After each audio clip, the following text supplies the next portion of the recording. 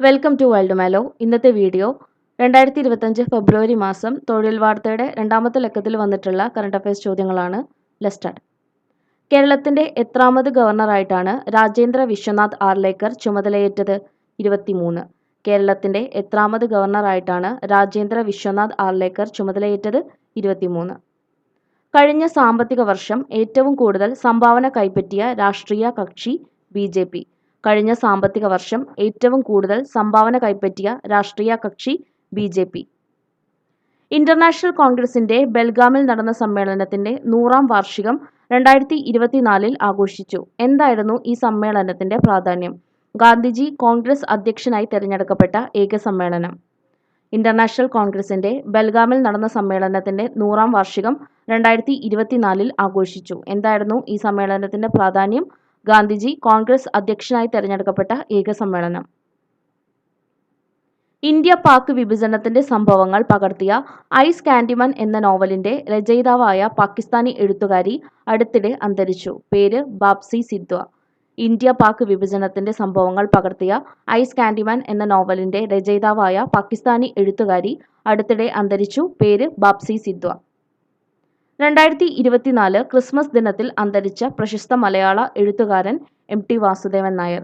2024 Christmas ദിനത്തിൽ അന്തരിച്ച പ്രശസ്ത മലയാള എഴുത്തുകാരൻ MT വാസുദേവൻ നായർ. 2024 ഡിസംബർ 26 അന്തരിച്ച മൻമോഹൻ സിംഗ് ഏത് കാലത്താണ് പ്രധാനമന്ത്രി പദവി വഹിച്ചത്? 2004 മുതൽ 2014 വരെ. 2024 ഡിസംബർ 26 അന്തരിച്ച മൻമോഹൻ സിംഗ് ഏത് കാലത്താണ് പ്രധാനമന്ത്രി പദവി വഹിച്ചത്? 2004 മുതൽ 2014 വരെ. രാഷ്ട്രീയ അനിശ്ചിതത്വത്തെ തുടർന്ന് ജർമ്മനിയുടെ പ്രസിഡന്റ് ഫ്രാങ്ക് വാൾട്ടർ സ്റ്റെയിൻമെയർ പാർലമെന്റ് പിരിച്ചുവിട്ടു. പാർലമെന്റിന്റെ പേര് ബുണ്ടാസ്റ്റാഗ്.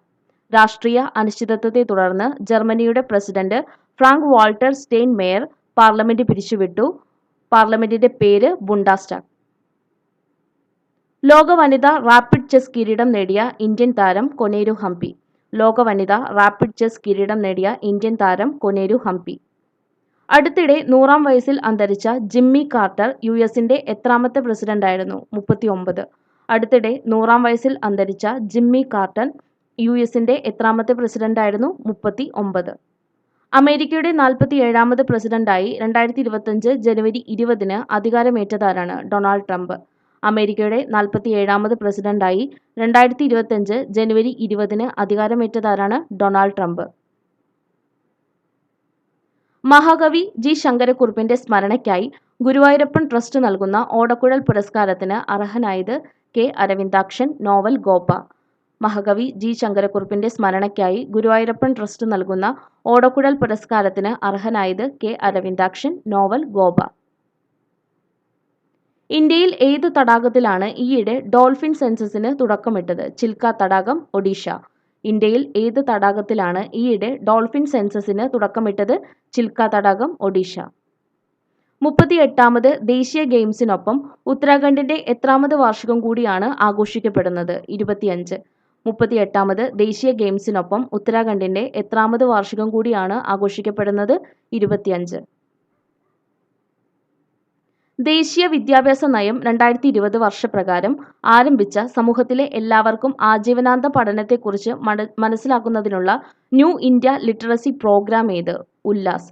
ദേശീയ വിദ്യാഭ്യാസ നയം 2020 വർഷപ്രകാരം ആരംഭിച്ച സമൂഹത്തിലെ എല്ലാവർക്കും ആജീവനാന്ത പഠനത്തെക്കുറിച്ച് മനസ്സിലാക്കുന്നതിനുള്ള ന്യൂ ഇന്ത്യ ലിറ്ററസി പ്രോഗ്രാം ഏത്? ഉല്ലാസ്.